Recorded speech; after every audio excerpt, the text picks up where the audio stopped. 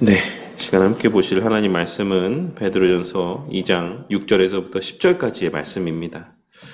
우리는 지난 시간 신령한 집 그리고 거룩한 제사장이라고 하는 표현 가운데 담긴 의미를 중심으로 이 땅에서의 그리스도인의 존재의 의미와 본질적인 사명이 무엇인가라고 하는 것을 함께 생각해 보았습니다.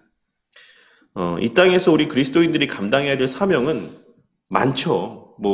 한두 가지, 몇 가지로 정리할 수 없을 만큼 사실 이 땅에서 기독교인들이 감당해야 되는 일들은 너무나도 많이 있다라고 생각을 합니다. 하지만 그러한 많은 일들 가운데에서 우리가 가장 우선적으로 생각해야지만 되는 것은 신령한 집으로 세워져 가는 것과 거룩한 제사장으로서의 삶을 사는 것이다라고 할 수 있을 것입니다. 우리는 언제나 교회 공동체의 하나됨과 또한 성경적인 성장을 위해서 이 성장이라고 하는 데에는 두 가지의 의미가 다 담겨져 있겠죠.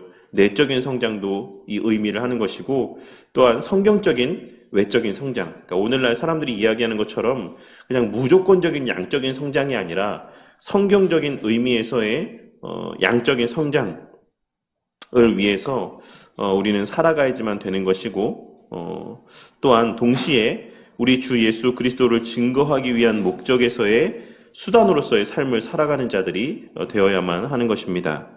그리고 오늘 말씀은 바로 지난 시간에 나누었던 그런 말씀들에 이어서 그 내용들을 좀 더 부연적으로 설명하고 있는 말씀의 내용이라고 할 수가 있습니다. 베드로 사도는 오늘 말씀을 통하여서 지난 시간 우리가 나눈 말씀의 근거를 기록된 말씀을 인용하여서 더욱 상세하게 설명을 하고 있는데 먼저는 이사야 28장 16절에 기록된 말씀을 인용을 하고 있습니다.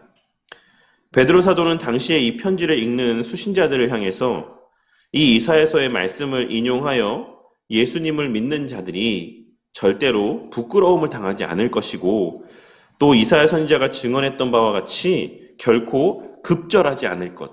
그러니까 급절하지 않는다라는 것은 완전하게 엎드려지지 않는다. 완전하게 멸절되지 않는다. 이런 의미들을 지니고 있는 표현입니다. 그래서 당시에 이사야 선지자의 시대도 그러했고 또 이제 베드로 사도가 이 편지를 쓰고 있는 그 시대 가운데서도 이제 핍박들을 앞두고 있는 가운데 있지만 예수를 믿는다라고 해서 하나님을 믿는다라고 해서 핍박을 받는다라고 할지라도 절대로 그리스도인들의 명맥이 끊어지는 일이 교회가 완전하게 무너지는 일들은 발생하지 않을 것이다. 라고 하는 것을 말씀하고 있는 것입니다. 본문 말씀에서의 모퉁이 돌은 표면적으로는 그러니까 건물의 벽과 벽 사이를 이어주는 역할을 감당하는 연결 부위에 있는 돌을 의미합니다. 그리고 그런 맥락에서 어떤 건물의 주축이 되는 기둥과도 같은 역할을 감당하는 어떤 중심에 있는 돌을 의미하는 표현입니다. 하지만 그 모퉁이 돌이라고 하는 표현이 가리키는 바는 앞서도 말씀을 드렸던 것처럼 그러니까 조금 영적인 의미에서 좀 그 이면에 담겨있는 의미를 이렇게 종합적으로 고려해 보자면 이방인과 유대인들 사이를 연결지어주는 그러니까 벽과 벽 사이를 연결주는 그 중심의 연결점에 있는 돌이 모퉁이 돌이다 라고 하는 의미를 좀 더 확장된 의미에서 생각해 보았을 때 예수님이 바로 그 유대인과 이방인 사이에 그 연결 고리를 제공해주는 그러한 역할을 감당하는 분이다 라고 하는 것을 말씀하고 있는 것이다라고 할 수가 있습니다.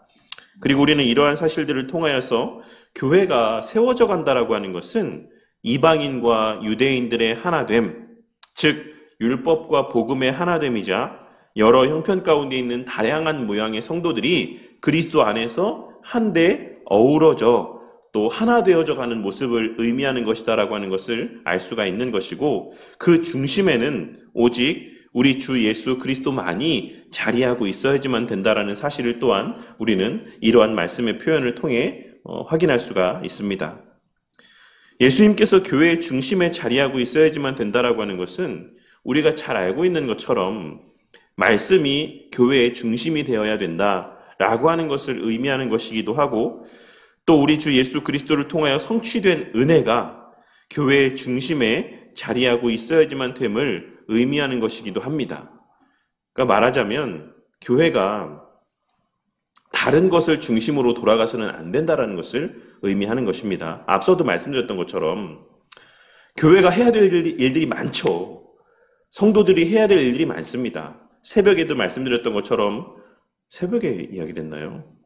네, 구제와 어떤 자선 사업을 하는 것도 교회가 마땅히 감당해야 되는 본질적인 사명 가운데 하나인 것이고, 그 외에도 사실 우리나라에 초기에 오셨던 선교사님들이 하셨던 수많은 일들, 의료 사업을 하신다든지, 그 외에 교육 사업을 하신다든지, 그러니까 우리 그리스도인들이 세상 가운데서 감당해야 되는 일들은 정말로 많이 있다라고 할 수가 있습니다.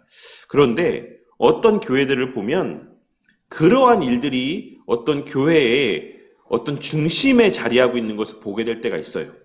그러니까 교회 요즘에는 어떤 경우들이 있냐면 목사님들이 사회복지사 자격증을 엄청나게 땁니다. 왜냐하면 노인복지시설들을 하려고, 요양시설들을 운영하기 위해서, 그걸 운영하기 위해서는 사회복지사 자격증이 있어야 돼서 이제 그 목사님들 딴에는 뭘 위해서 그 요양센터를 하는 거겠습니까?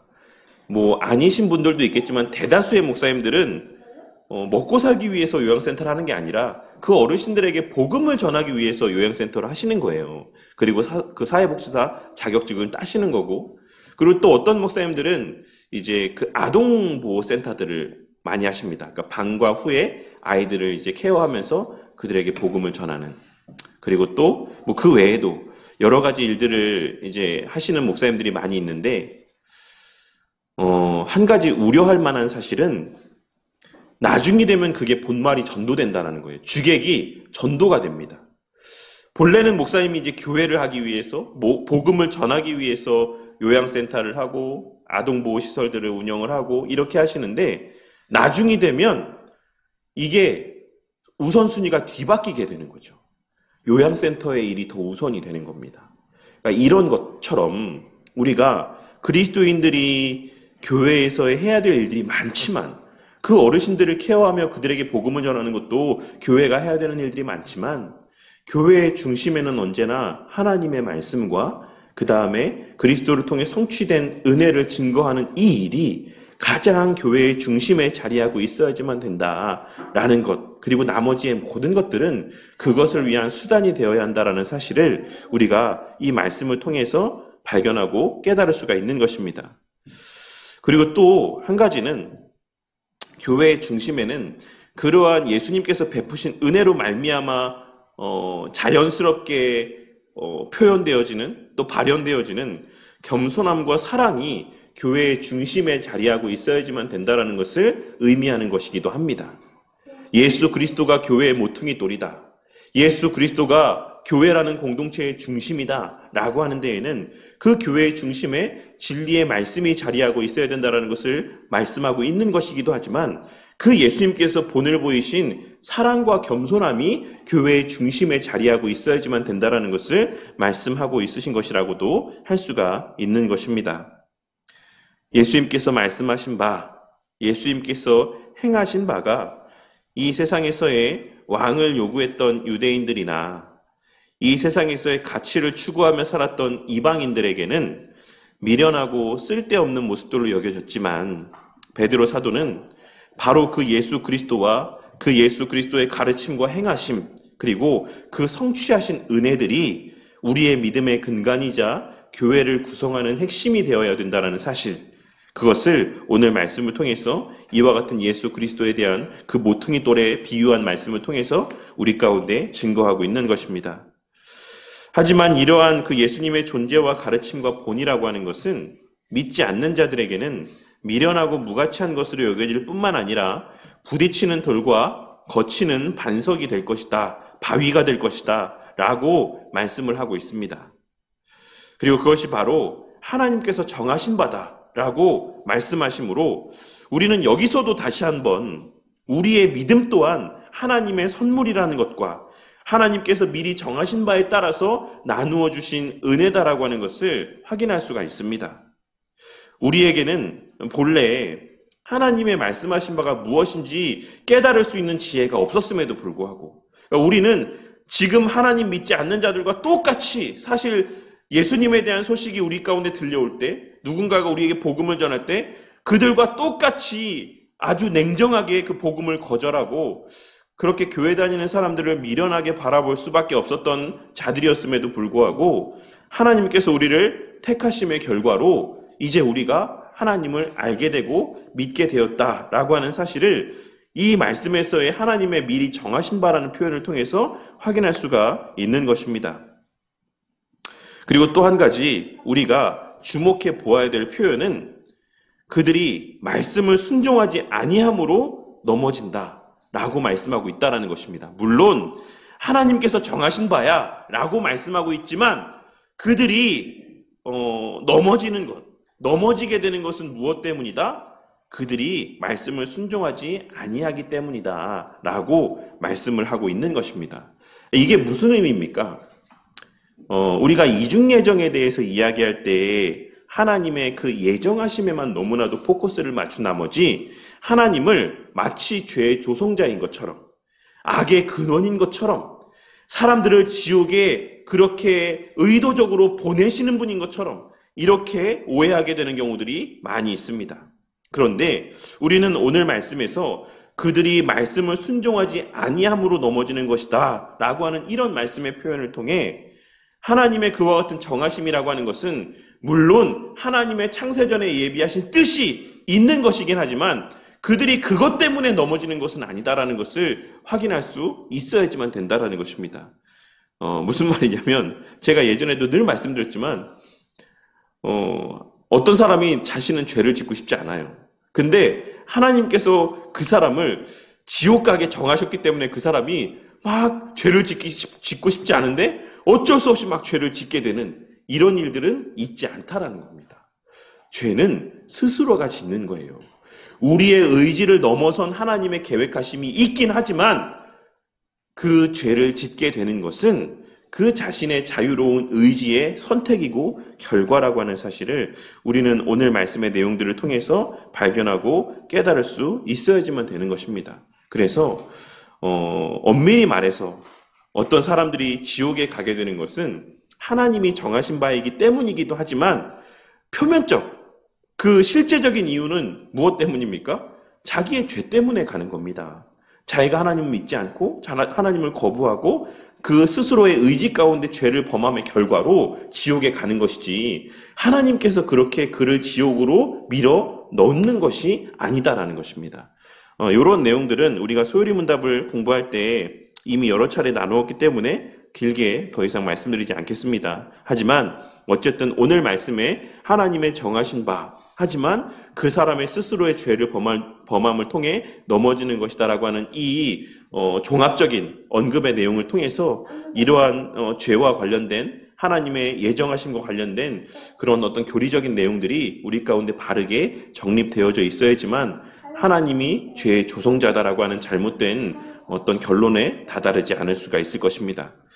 그리고 이어서 베드로 사도는 반면에 하나님께 속한 자들에 대하여서도 말씀을 하고 있는데 우리 또한 하나님의 택하여 정하신 자들이라고 말씀을 하며 우리는 우리 스스로의 의지적인 죄 가운데 머무는 죄인으로 택하여서 정하신 것이 아니라 왕 같은 제사장으로 거룩한 나라로 그의 소유된 백성으로 택하셨다라고 말씀을 하시며 그 목적은 우리를 구원하신 하나님의 아름다운 덕을 선포하게 하시기 위함이라고 그 목적을 분명하게 말씀하고 있습니다. 그렇다면 여기서 말씀하고 있는 아름다운 덕은 무엇을 의미하는 표현이겠습니까?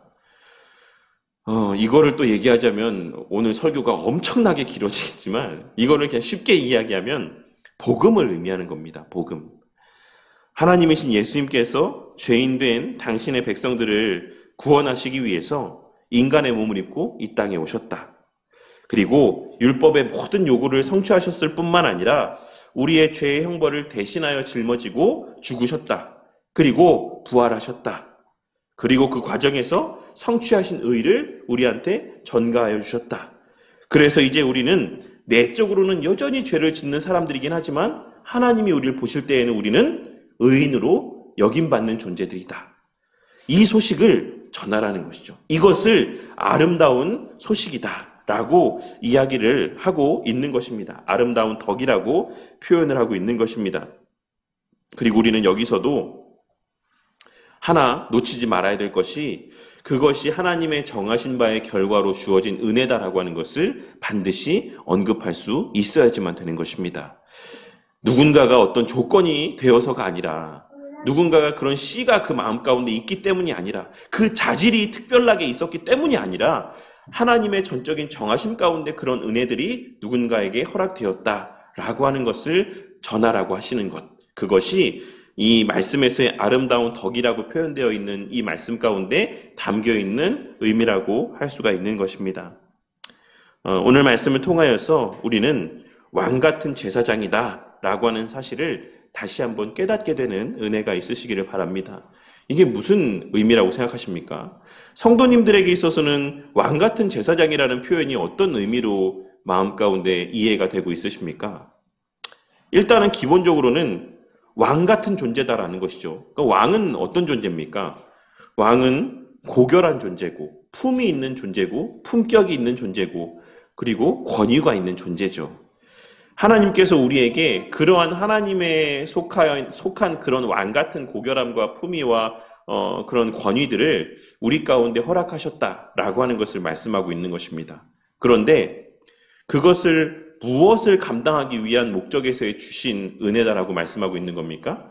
제사장의 사역을 감당하게 하시기 위함이다라고 말씀하고 있는 것이죠. 그리고 제사장은 무슨 일을 하는 것이다라고 말씀드렸죠. 이미 우리가 여러 차례 지금 최근에 말씀을 나누었기 때문에 잘 아실 거라고 생각합니다. 죄인들과 하나님 사이의 관계를 다시금 회복시켜 주시는 일, 그 일을 제사장이 감당하는 일이죠. 그것을 예수님이 감당하셨고 우리에게도 그 일을 하라고 말씀을 하고 있으신 것입니다. 그런데 그 일을 어떠한 모습으로 감당하라고 이야기하고 있습니까? 왕 같은 모습으로 감당하라고 말씀하고 있는 것입니다. 품위 있게, 품격 있게. 그런 면에서 물론 이제 제가 예전에 그 목사님 얘기했었죠. 구자옥 목사님. 이제 트로트 부르시면서 이제 복음 전하시는 목사님이 있지 않습니까? 그러니까 제가 이제 그때 그런 모습에 대해서 우리가 너무나도 함부로 폄하해서는 안 된다라고 말씀을 드렸는데, 물론 그 마음은 지금도 동일합니다. 하지만 사실 우리가 복음을 전하는 데 있어서 조금은 좀 품위가 있고 또 품격이 있는 모습으로 복음을 전하는 것도 저는 귀하고 가치 있는 일이다라고 생각을 해요. 너무나도 그 사람들의 어떤 시선과 눈높이에 맞추어서 복음을 전하기 위해 복음을 너무나도 사람들이 가볍게 대할 수 있는 요지로 이렇게 그런 어떤 상황 가운데 복음을 전하기보다는 우리가 복음이라고 하는 것을 조금 더 품격 있게, 품위 있게 전할 수 있는 모습들이 우리 가운데 있어야지만 된다라고 생각합니다. 하지만 그렇게 전하려면 우리 자신이 어떤 존재여야 됩니까? 우리 자신이 품격 있는 존재가 되어야죠. 하나님 말씀대로 순종하며 하나님의 말씀에 따라 늘 해야 될 말과 하지 말아야 될 말들을 이렇게 가려가며. 옛날에 왕들이 어땠습니까? 그 드라마들을 보거나 사극을 보면 어려서부터 왕자들을 가르칠 때 엄청나게 엄격하게 가르치잖아요. 말 한마디, 행동 하나, 이런 것들 가운데 그 왕실의 품격을 훼손시키지 않기 위해서 가르치지 않습니까? 마찬가지로 우리 또한도 하나님 말씀에 따라서 그리스도인으로서의 품격 있는 삶을 사는 가운데에 복음을 전하는 모습들이 우리 가운데 있어야지만 된다라는 것을 오늘 말씀에서의 너희는 왕 같은 제사장이다 라고 하시는 말씀의 내용들을 통해서 우리가 발견하고 깨달을 수 있어야지만 될 것입니다. 그러니 우리의 품격 있는 왕 같은 어떤 고결함과 품이 있는 모습들은 우리에게 있어서는 하나의 특권이기도 하지만 또 하나의 사명이기도 함을 우리가 오늘 말씀을 통해 발견할 수 있어야지만 될 것입니다. 우리가 이런 표현은 좀 그렇지만 어쨌든 너무나도 방종한 삶을 살아가는 것, 이것은 그것이 죄된 어떤 모습인 것의 측면에서도 우리가 좀 멀리해야 될 모습이긴 하지만 설령 그것이 죄가 되지 않는 문제에 속한 아디아포라에 속한 영역의 문제라고 할지라도 우리가 될 수 있으면 모든 일을 덕스럽게, 모든 일을 품위 있게, 품격 있게 말하고 행동하는 것은 그리스도인에게 부여된 하나의 또 사명이기도 하고 의무이기도 함을 우리가 이러한 말씀의 내용들을 통해 발견할 수 있어야지만 되는 것이고, 그것은 무엇을 위함이다? 결국은 제사장의 사역을 감당케 하시기 위한 하나님의 명령임을 우리가 이러한 말씀의 내용들을 통해 발견하고 깨달을 수 있어야지만 되는 것입니다. 우리 성도님들에게 있어서는 이러한 하나님의 말씀들이 또 예수님께서 우리에게 나타내 보이신 본이 어떤 의미로 여겨지십니까? 예수님께서 나타내 보이신 본대로의 사는 삶, 그리고 예수님께서 말씀하신 바대로 사는 삶이라고 하는 것이 정말 의미 있고 가치 있는 삶이라고 여겨지십니까? 아니면 교회 안에서는 의미 있는 삶이죠 라고 이야기하지만 뒤에 가서는 그거 의미 없다, 그거 무가치하다, 미련한 삶이다 라고 생각하고 있진 않으십니까? 오늘 말씀에서 베드로 사도가 증거하고 있는 아름다운 덕을 선포하는 삶이란 제가 늘 말씀드리는 것처럼 입으로만 복음을 전하는 삶을 의미하는 것은 아닙니다. 아름다운 덕을 전하게 하시기 위함이라고 했을 때 베드로 사도가 의미했던 것은 그냥 입으로만 예수 믿으세요, 하나님 믿으세요 라고 이야기하면서 살아라 라고 하는 것을 의미하는 것이 아니었다라는 것입니다. 예수님께서 우리를 향해서 사랑을 나타내 보이실 때 어떻게 하셨습니까? 예수님께서 내가 너 사랑해, 내가 너 진짜 사랑한다 이렇게 말만 하셨습니까? 아니죠. 예수님은 그 자신의 전생애를 우리 가운데 내어주시며 자신의 우리를 향한 사랑을 나타내 보여주셨습니다. 그러니 오늘 말씀에서의 예수님께서 그 아름다운 덕을 전하라고 하는 것은 그냥 입으로만 복음을 전하라는 것이 아니라 예수님께서 우리를 위해 그러하셨던 것처럼 우리 또한도 예수님이 본이 되어 나타내 보이신 그 모든 모습들을 그 행함을 통해서 실천하며 복음을 전하고 아름다운 덕을 선포할 것을 말씀하는 것이다라고 할 수가 있는 것입니다. 그 사랑을 아는 자들로, 그 사랑을 체험한 자들로, 그 사랑의 실체가 되시는 예수님처럼 하나님을 실제로 사랑하고 이웃을 실제로 사랑하는 삶을 통해 실제로 행함 가운데 복음을 전하는 삶을 살라고 말씀을 하고 있는 것입니다. 우리 성도님들이 그 자식을 사랑하는 것처럼, 우리 성도님들이 연인을 사랑하는 것처럼, 우리 성도님들이 배우자를 사랑하는 것처럼 그렇게 실제적인 행함 가운데 하나님을 향한 사랑을 실천하고 이웃을 향한 사랑을 실천하라고 말씀을 하고 있는 것입니다. 이러한 삶이 성도님들에게 어떻게 여겨지는지를 제가 아까 여쭤봤던 거예요. 이렇게 사는 삶이라고 하는 것이 성도님들에게 어떤 의미인지를 제가 아까 여쭤봤던 겁니다. 어떠한 일이 있어도 예배를 가장 소중히 여기면서 사는 삶. 손해를 봐도 내가 당장 이렇게 말씀대로 살면 큰 이익을 보지 못할 뿐만 아니라 오히려 손해를 봐야지만 되는 그러한 상황 속에서도 말씀대로 순종하는 것. 그리고 내게 아무런 유익이 되지 않고 오히려 해가 돼도 이웃을 위해서 헌신하며 그들을 섬기는 모습을 나타내 보이는 것. 이런 삶이 성도님들에게 진짜로 기쁨으로 여겨지십니까? 성도님들한테 이런 결단의 순간들 가운데 기쁨이 느껴지십니까? 내가 또 오늘 이렇게 손해를 보면서도 이웃 사랑을 실천할 수 있는 계기가 됐구나. 하나님께서 이런 기회들을 주셨구나. 이런 생각이 드십니까? 아니면 어떡하지? 이거 하나님 말씀대로 하자니 손해를 볼 것 같고 안 하자니 마음에 좀 불편하고 그런 어떤 마음 가운데 거치는 돌이 되지 않습니까?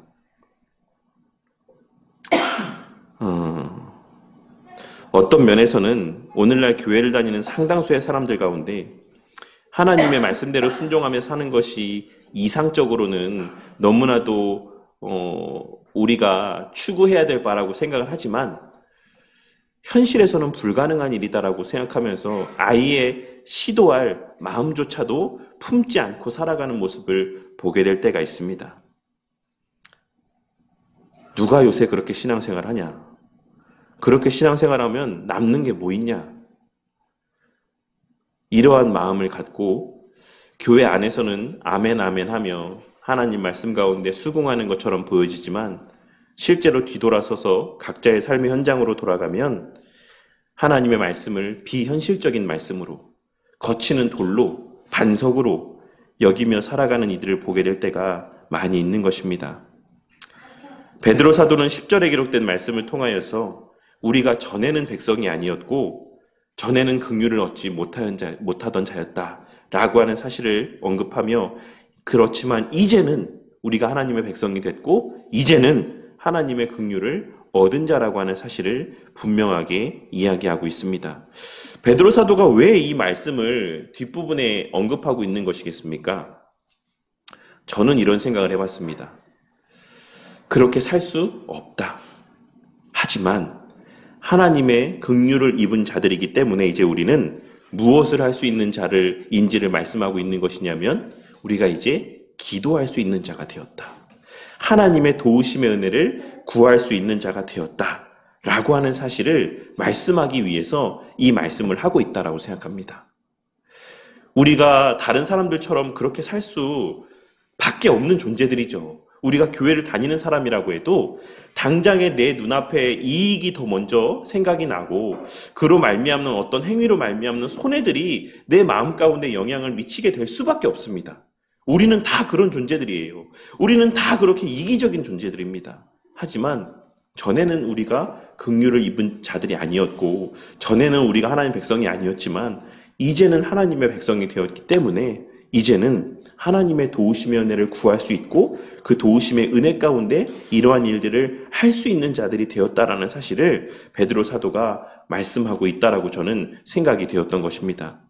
저와 우리 모두 야고보서 1장 5절에 기록된 말씀인 너희 중에 누구든지 지혜가 부족하거든 모든 사람에게 후히 주시고 꾸짖지 아니하시는 하나님께 구하라. 그리하면 주시리라. 라고 하는 이 말씀을 기억하며 늘 지혜로운 삶을 살아갈 수 있는 자들이 될 수 있기를 위해서 기도하는 저와 우리 모두가 되기를 바랍니다. 솔로몬은 잠언 9장에서 여호와를 경외하는 것이 지혜의 근본이다라고 이야기를 했습니다. 그러니까 오늘 말씀 가운데서 지혜로운 삶을 살 수 있기를 위해서 기도한다라고 하는 것은 결국 어떤 삶을 살 수 있기 위해서 기도하라는 것입니까? 머리를 잘 굴려서 돈 많이 버는 삶을 사는 게 지혜로운 삶입니까? 아닙니다. 오늘 말씀에서 우리가 이러한 성경의 내용들을 통해서 발견할 수 있는 지혜로운 삶은 하나님을 경외하며 살아가는 삶입니다. 그리고 그것은 실제적으로는 하나님의 말씀대로 순종하며 살아가는 삶이라고 할 수가 있는 것입니다. 그런 삶을 살 수 있기 위해서 우리가 하나님 앞에 기도할 때 하나님께서는 후히 주실 것이다. 그렇게 살아갈 수 있는 능력, 의지, 형편들을 주실 것이다. 라고 하는 것을 말씀하고 있는 것입니다. 그리하여 그 삶 속에 생각과 마음과 행위 가운데 늘 하나님께서 베푸신 은혜들이 생각나게 하시고 그 깨닫게 하신 바대로 살아갈 수 있는 의지와 능력을 더하여 주실 것을 말씀하고 있는 것이다라고 할 수 있는 것입니다. 오늘 말씀을 기억하며 다시 한번 말씀드리지만 제발 이기적인 삶이 아니라 이타적인 삶을 살아가는 저와 우리 모두가 되었으면 좋겠습니다. 당장의 내 이익만, 손해보지 않을 것만 생각하는 게 아니라 거시적인 안목에서 그 영혼을 생각하고 하나님을 생각하고 하나님의 나라를 생각하며 좀 더 지금보다는 이타적인 삶을 살아가는 저와 우리 모두가 되기를 바란다는 것입니다.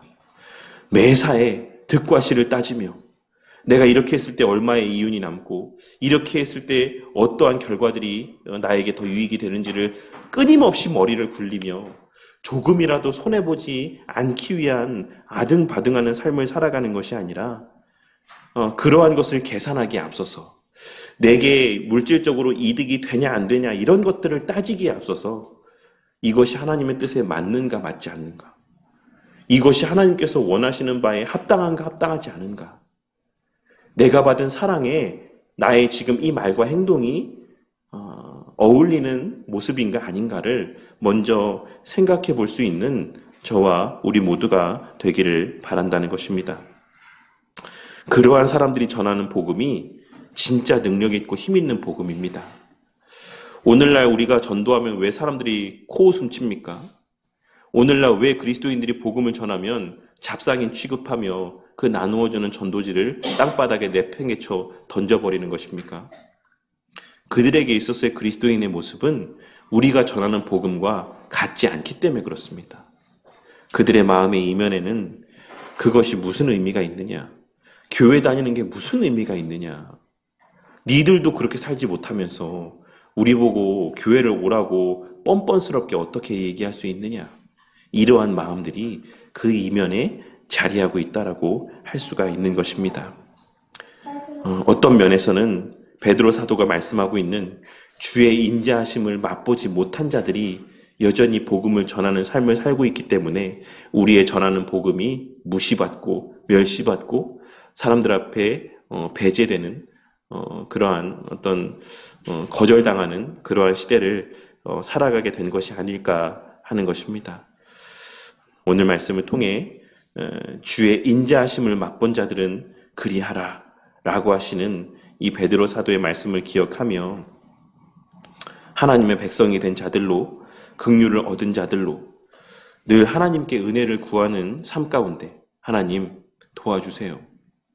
저는 도저히 그렇게 못 살겠습니다. 저는 도저히 손해를 봐가면서까지 하나님 말씀대로 순종할 수는 없을 것 같습니다. 그러니 하나님 좀 도와주세요. 저의 이러한 세상적인 사고를 뛰어넘는 하나님의 마음을 품고 하나님께서 원하시는 바대로 행할 수 있는 의지와 능력을 달라고 기도함 가운데 그러한 기도에 응답하심으로 허락하시는 그리스도를 닮아가는 삶의 모습들 속에서 참된 겸손과 사랑과 섬김의 삶 속에서 거룩한 나라로서 왕같은 제사장의 사명을 감당하며 우리 하나님의 아름다운 덕을 내가 받아 누린 그 아름다운 덕을 온 세상 가운데 효력 있게 그리고 능력 있게 증거하는 삶을 살아가는 그리하여서 우리가 속한 이 교회 공동체를 내적으로 그리고 외적으로 견고히 세워가는 우리 모두가 되기를 주님의 이름으로 간절히 축원합니다.